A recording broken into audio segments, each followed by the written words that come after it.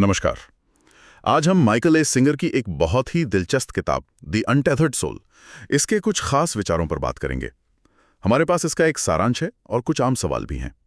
कोशिश रहेगी कि चेतना, हमारा मन और जो अंदरूनी शांति या स्वतंत्रता है उससे जुड़े कुछ अहम पहलू समझें।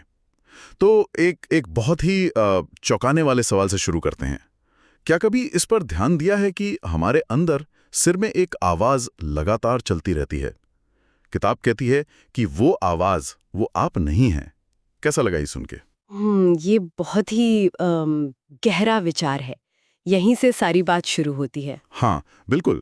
तो यहीं से पहला सबसे बुनियादी सूत्र निकलता है कि अंदरूनी स्वतंत्रता के लिए जागरूकता मतलब अवेयरनेस वही चाबी है। सिंगर एक जगह कहते हैं, कोट, आप वो चेतना है जो मन के पीछे है और विचारों से अवगत है।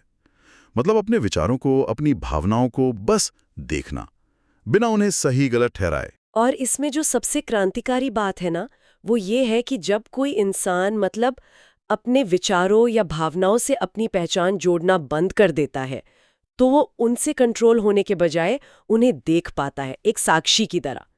ये समझना कि आप वो विचार नहीं है, आप उन्हें देखने वाले हैं, यही अंदरूनी आज़ादी की तरफ पहला कदम है। माइंडफुलनेस जैसी जो प्रैक्टिसेस हैं वो इसी में तो मदद करती हैं। लेकिन ये जो साक्षी बनने की बात है, कहीं इसका मतलब भावनाओं को दबाना तो नहीं? क्योंकि अक्सर लगता है कि भाई भावनाओं से दूरी बना ली, मतलब उन्हें इग्नोर कर दिया। नहीं नहीं, बिल्कुल नहीं। ये दबाना नहीं है, ये बिना उलझे देखना है। और यहीं पर सिंगर का दूसरा अहम सिद्धांत आता है, प्रतिरोध यानी रेजिस्टेंस, उसको छोड़ना। उनका एक बड़ा पावरफुल स्टेटमेंट है कि अगर आप मुक्त होना चाहते हैं तो आपको अंदर के दर्द और अशांति से भागना बंद करना होगा। मतलब जो भी अनुभव आ रहे हैं जीवन में, मुश्किल वाले भी, उन्हें स्वीकार करना सीखना, उनसे लड़ना नहीं। ये सुनना थोड़ा अजीब लग सकता है कि दर्द को स्वीकार करें। हमारी पहली रिएक्शन तो बचने की होती है ना? बिल्कुल होती है। लेकिन सिंगर यही समझाते हैं कि जब हम जीवन की घटनाओं का विरोध करते हैं, चाहे वो अच्छी लगें या बुरी, हम तभी दुख पैदा करते हैं। ये विरोध करना ऐसा है जैसे मान लीजिए ट्रैफिक जाम में फंसे हैं और लगातार हॉर्न बजा रहे हैं। उससे जाम तो नहीं खुलेगा, बस अपनी फ्रस्ट्रेशन बढ़ेगी। इसके बजाय घटनाओं को बिना जजमेंट के स्वीकार करने की जो क्षमता है, जिसे इक्वानिमिटी या समभाव कहते हैं, उससे अंदर शांति आती है। ये हमें सिखाता है कि कैसे रिएक्ट करने के बजाय रिस्पॉन्ड करें, सोच समझ कर। यही नॉन रेजिस्टेंस का अभ्यास है ना, जीवन के फ्लो के साथ बहना। और ये जो स्वीकार करने वाली बात है, ये सीधे सीधे उस अंदर की आवाज से जुड़ी हुई है जिसका जिक्र हमने शुरू में किया था, है ना? क्योंकि अक्सर यही आवाज तो है जो विरोध करती है, शिकायत करती है। एकदम सही पकड़ा। किताब बार बार यही याद दिलाती है, आपके सिर के अंदर की वो आवाज जो कभी बोलना बंद नहीं करती, वो आप नहीं है।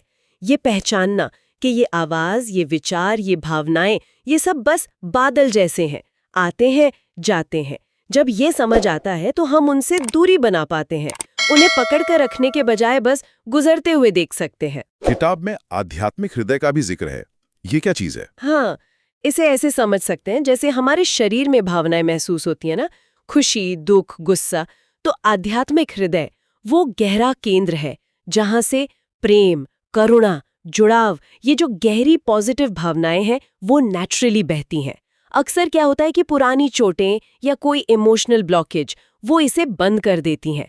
तो इसे खोलना उस ऊर्जा के फ्री फ्लो और गहरी शांति के लिए जरूरी माना गया है। और सिंगर एक और गहरा विचार देते हैं, मृत्यु को एक शिक्षक के रूप में देखने का। मृत्यु को शिक्षक मानना, ये कैसे काम करता है? देखिए, मौत की जो सच्चाई है वो हमें याद दिलाती है कि ये जीवन कितना कीमती है और कितना क्षणभंगुर है ना। ये हमें छोटे मोटे डरों और चिंताओं से ऊपर उठने में मदद करती है और हर पल को पूरी तरह जीने की प्रेरणा देती है।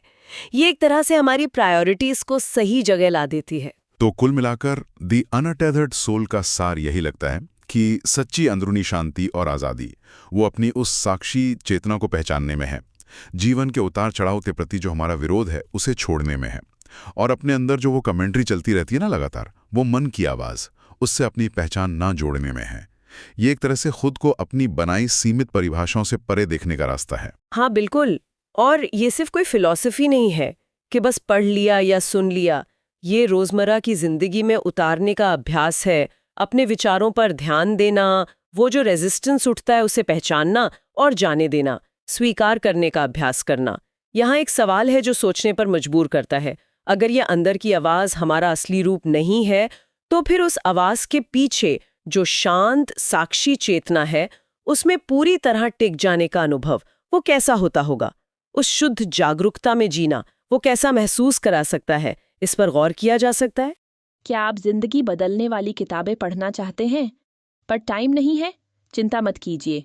बुक बाइट्स पॉडकास्ट पर हम आपके लिए लाते हैं दुनिया की बेस्ट मोटिवेशनल और सेल्फ हेल्प बुक्स की शॉर्ट और पावरफुल समरी सिर्फ 10 से 15 मिनट में।